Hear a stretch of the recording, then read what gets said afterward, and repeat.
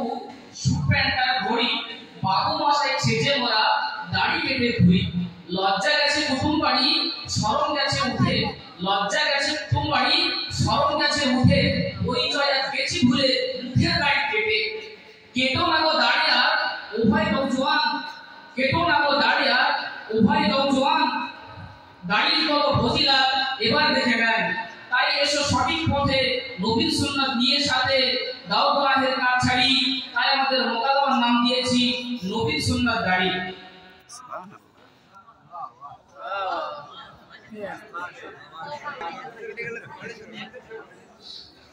আমি একজন চাষি তাই বলে কি গরিব হয়ে সবার কাছে বাসি সারাদিন মাটি কাটি ফিরিছে সেই অবেলায় মনের মতো কথা বলি সবই সে মাটি ফেলায় লুঙ্গি খানি মারি কাছা দেখা যাক জাগে পাছা আরামে চাষ তো করি পরোয়া নেই তো বালা ছেলেটা পান্তা নিয়ে দিয়ে যায় সেই অবেলায় এমনই হেসে খেলে আমাদের দিন চলে যায়।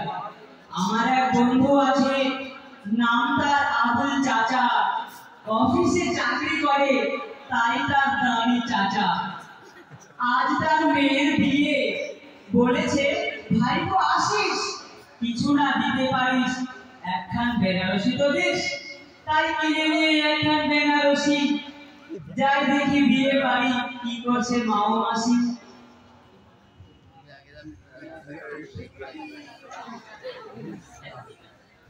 আমি হলাম আবুল ভয়ে কিছু আমার নেই তো ভয়ে চাকরি করি পাকা খালি টাকা আর টাকা আজ আমার মেয়ের বিয়ে প্যান্ডেল দেখছো চেয়ে বিয়েতে সবাই এসো পেট ভর্তি পান্তা খেয়ে। আসসালামু আলাইকুম। ওকে ওকে কাম কাম বলো তোর দিনে যে সালামে it's okay I am fine. আরে বন্ধু তো আজ খুবই খুশি এই নাও বিয়ের শাড়ি জ্যান্ত বেনারসি। বন্ধু একটা কথা ছিল তুমি একটু পরে এসো ফোন নাম্বার দিয়ে যাও ডাকলে খেতে বসো।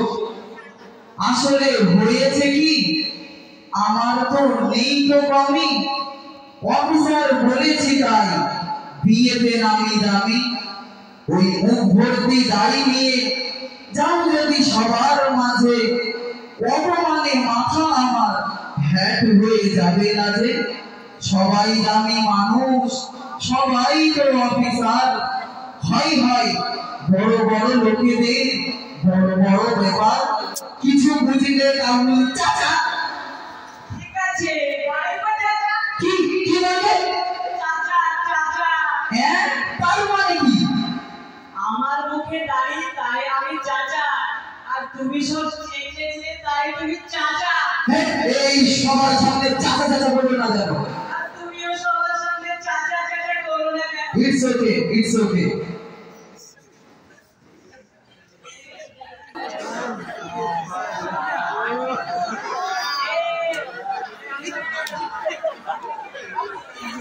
কথা বলা একদম ভালো বলা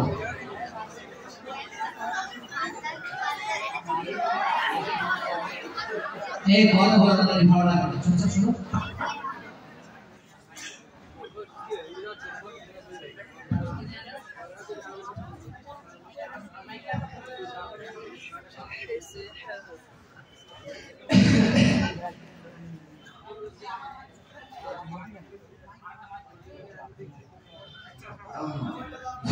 ও চাচা এসে বসে গেলে সেরা জামা পরে দামি চেয়ারে এখানে এলে কি ব্যাপারে মুখ ভর্তি দাড়ি নিয়ে এসেছো খেয়ে যে কাজ নেই বলি কোন জায়গায় দাওয়াতে গেলে একটু সেভ করে আসতে নেই।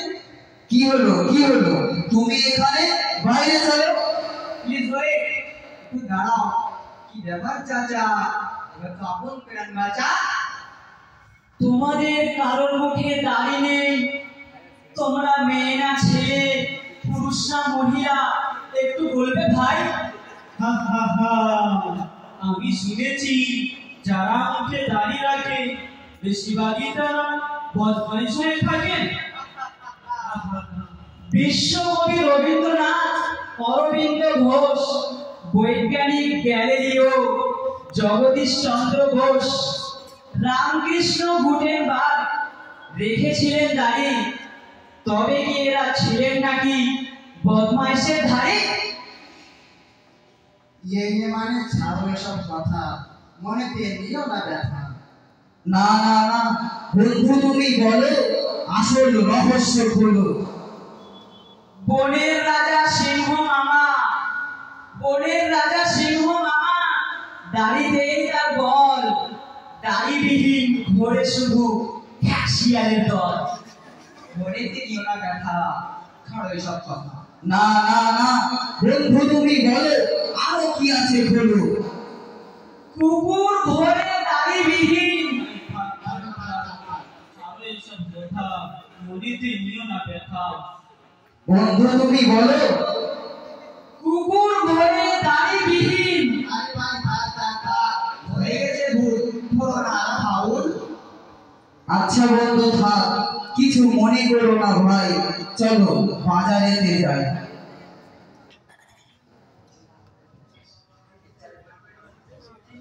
চলো বন্ধু এই বাইকে দূর বাজারে যাই, দাড়ি আমি রাখার চেষ্টা করব ভাই।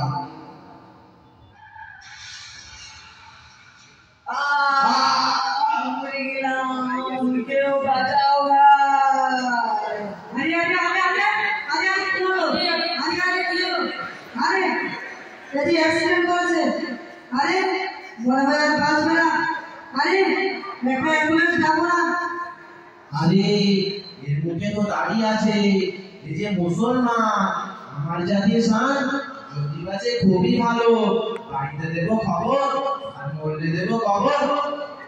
আরে এই যে হিন্দু, আমার জাতীয়, এর মুখে দিলেই দাড়ি, এর নিয়ে যাবো আমার বাড়ি, যদি বাঁচে খুবই ভালো, বাড়িতে খবর দেবো, আর যদি মারা যায় তবে চিন্তাই দেখো।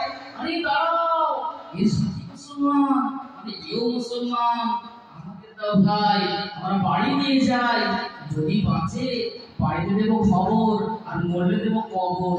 আরে পাগল নাকি, একে পড়াবো, দেখছো না এর মুখে দিলেই দাড়ি, এর নিয়ে যাবো আমাদের বাড়ি।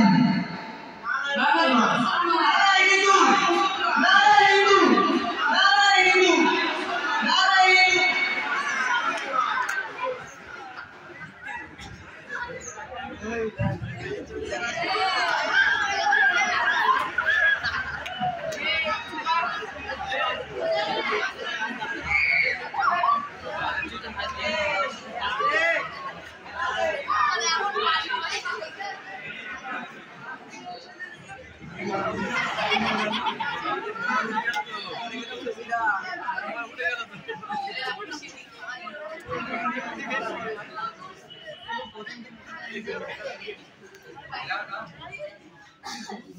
আরে আরে আরে তোমরা ঝগড়া থামান। আমি নয় এই গ্রামের প্রধান, কি হয়েছে আমাকে শোনা। হুজুর, এরা কোথায় বাঁচবে না, এ সাথীর মুখে দাড়ি, সে মুসলমান, মানে এও মুসলমান, এদেরকে নিয়ে যাওয়ার অনুমতি দেন, যদি বাঁচে বাড়িতে দেবো খবর আর মরলে দেবো কবর। নারাই হিন্দু, নারাই হিন্দু। ঝগড়া বন্ধ করো, এই প্যান খুলে চেক করো।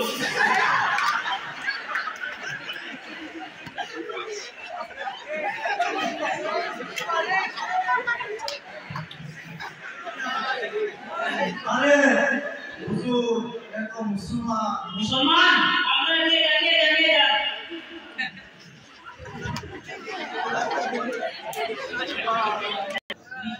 অ্যাক্সিডেন্ট থেকে বেঁচে ফেরার পরে কি হলো?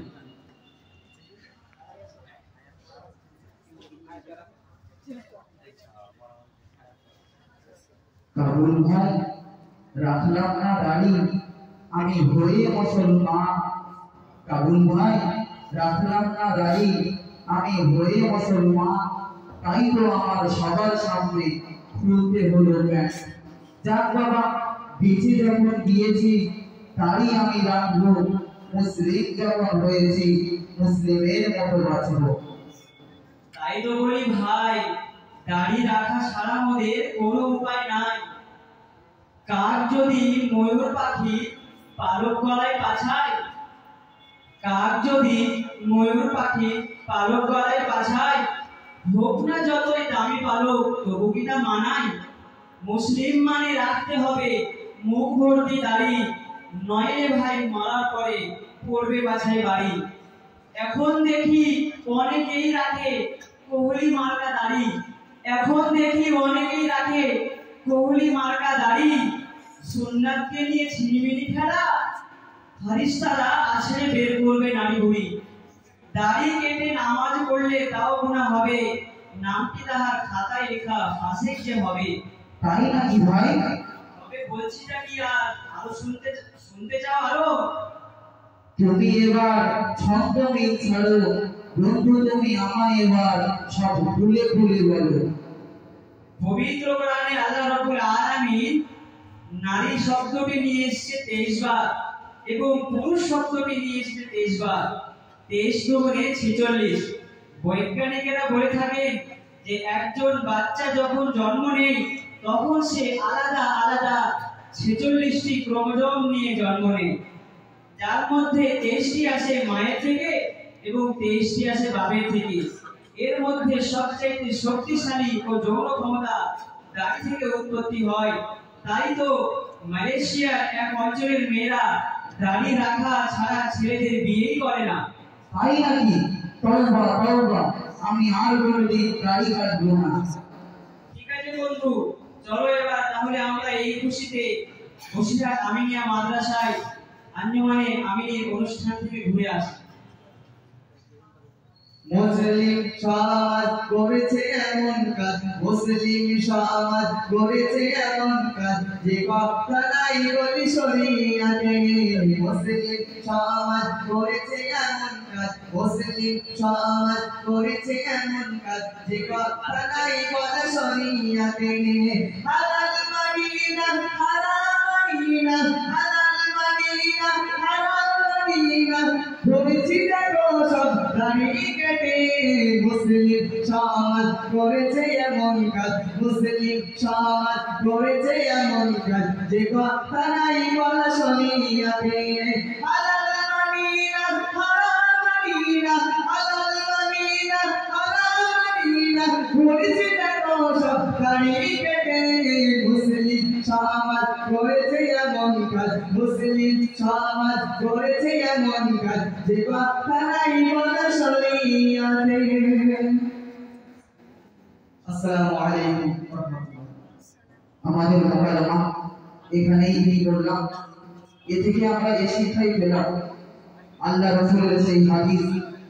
আল্লাহ রাসূল দেবহীন পাঠে ঘোষণা করে জানিয়েছে, আখিরি জামানায় যদি কোনো ব্যক্তি আমার সুন্নাতকে আঁকড়ে ধরল, তার নামাই আমলে 100 শহীদের সওয়াব নামাই আমলে লিপিবদ্ধ করা হলো। আসসালামু আলাইকুম ওয়া রাহমাতুল্লাহ।